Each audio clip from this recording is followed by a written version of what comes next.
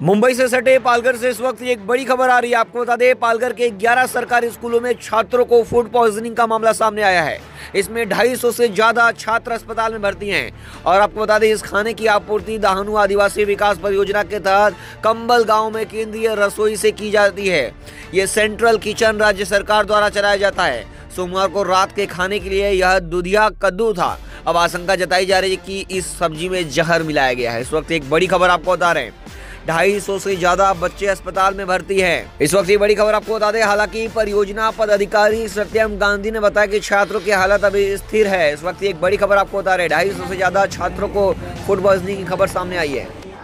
सकाळी 5:30च्या दरम्यान आश्रमशाळा रणको येथे जवळजवळ 28 विद्यार्थी आलेले आहेत। त्याच्यातले 8 विद्यार्थ्यांना इथे IPD केलेला आहे आणि 20 विद्यार्थी त्यांना OPDवर ठेवलेले आहेत। ते 8 विद्यार्थ्यांची थोडं प्रकृती त्यांना IV वगैरे लावलेला आहे आणि बाकी 20 विद्यार्थी त्यांना इंजेक्शन आणि अंडर ऑब्झर्वेशन ठेवलेलं आहे। आणि जे 8 विद्यार्थी आहेत त्यांचं आपण आता सॅम्पल वॉमिटिंग आणि स्टूल सॅम्पल घेऊन पुढे वरती तपासणीसाठी पाठवतोय। आणि त्यांची प्रकृती स्टेबल आहे, सगळ्यांचा BP वगैरे नॉर्मल आहे, अंडर ऑब्झर्वेशन म्हणून आपण ठेवलेलं आहे त्यांना।